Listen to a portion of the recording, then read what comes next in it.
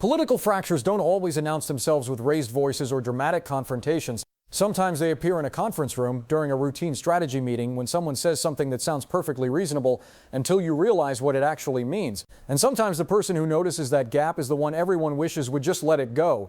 This is about one of those moments.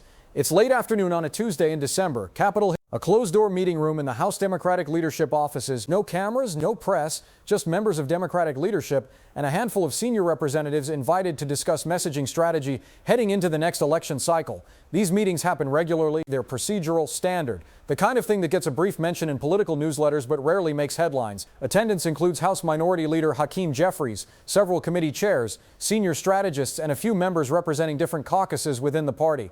Alexandria Ocasio-Cortez is there representing the progressive wing. She's been to these meetings before. She knows the format. Leadership presents polling data, discusses vulnerable districts, proposes unified messaging that the caucus can rally around. Members give input. Adjustments get made. Everyone leaves with talking points. Today's meeting is focused on economic messaging, specifically how Democrats should talk about their economic record and how to frame Republican economic proposals. The midterms didn't go as badly as feared, but leadership is concerned about maintaining momentum. Polling shows economic anxiety remains high among voters, even as unemployment stays low and inflation continues to moderate. A senior strategist presents data. Swing district voters respond well to messages about job creation, infrastructure investment, and supporting small businesses. They respond poorly to messages perceived as too far left, particularly anything that sounds like significant government expansion or major corporate regulation. The recommendation: emphasize mainstream economic themes, job growth, fiscal responsibility, supporting working families through tax credits rather than new programs.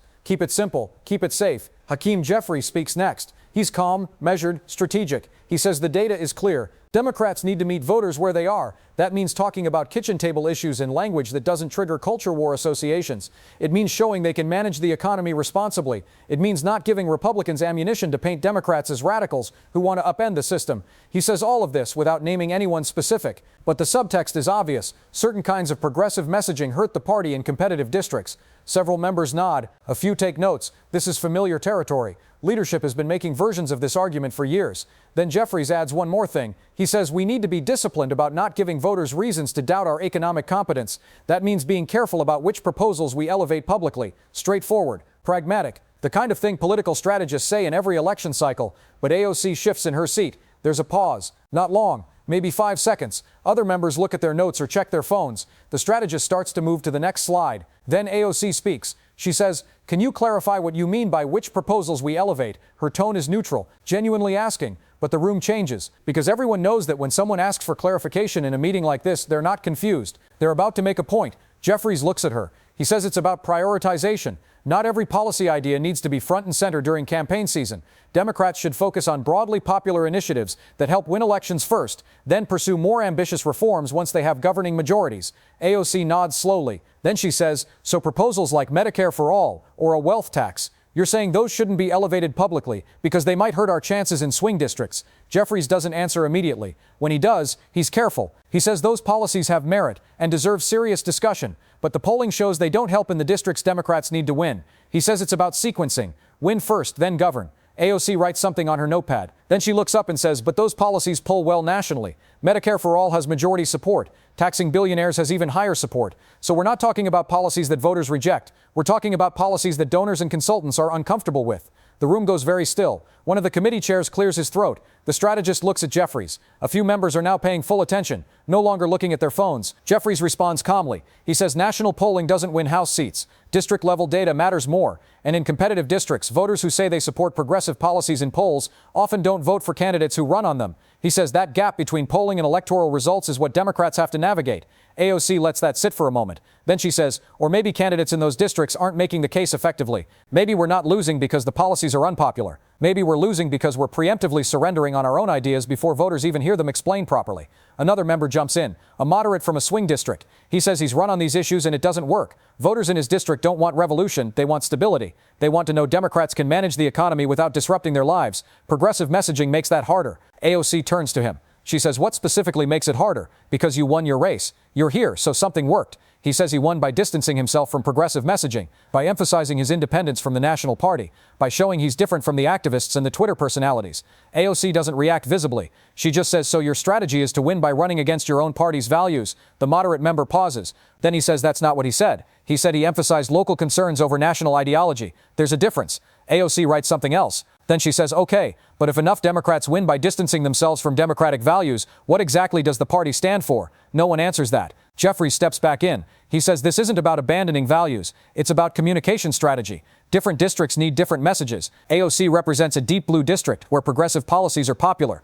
Other members represent purple districts where more moderate language performs better. That's not betrayal. That's adaptation. AOC nods. Then she says, but there's a difference between adapting language and hiding what you believe. And right now, leadership is asking members to hide policies that have majority support because those policies make donors nervous. Jeffries' expression doesn't change, but his response is sharper. He says donors aren't dictating strategy. Data is, polling is, electoral reality is, and the reality is that running too far left cost Democrats seats. It happened in 2020. It almost happened in 2022. Leadership has a responsibility to learn from those results. AOC says, and what did we learn? Because I see a different pattern. I see that Democrats lost ground in working class communities, the exact communities that would benefit most from progressive economic policy. And instead of asking why our message didn't land, we're concluding the message itself is the problem. She pauses, then adds, maybe voters didn't reject progressive economics. Maybe they rejected politicians who wouldn't fight for it. The room is completely silent now. The strategist has stopped advancing slides. Every member is watching. Some look uncomfortable. Others look curious. A few look like they want to intervene but don't know how. Jeffries leans forward slightly. He says that's a theory, but theories don't hold congressional seats. He says the party has to win elections to pass any legislation at all, progressive or otherwise. And winning requires discipline. It requires everyone being on the same page. It requires not undermining the message just because individual members think they have a better approach. AOC meets his gaze. She says unity around what? Because if we're unified around watering down our own ideas, if we're unified around telling voters we don't really believe what we say we believe, then what's the point of winning? Jeffries doesn't answer that directly. Instead, he says the party has big tent coalition. That means accommodating different perspectives, including perspectives from members who represent very different constituencies than AOC does. He says that gently, but the implication is clear. Your district isn't everyone's district. AOC doesn't bristle. She just says that's true. My district isn't everyone's district. But progressive policies aren't just popular in my district. They're popular everywhere when they're explained honestly. The problem isn't the policies. The problem is leadership telling candidates they can't run on them. Another senior member speaks up. He says this conversation is going in circles. He says everyone wants to win. Everyone wants to pass good policy. But there are real constraints, electoral, financial, strategic, and pretending those constraints don't exist doesn't help anyone.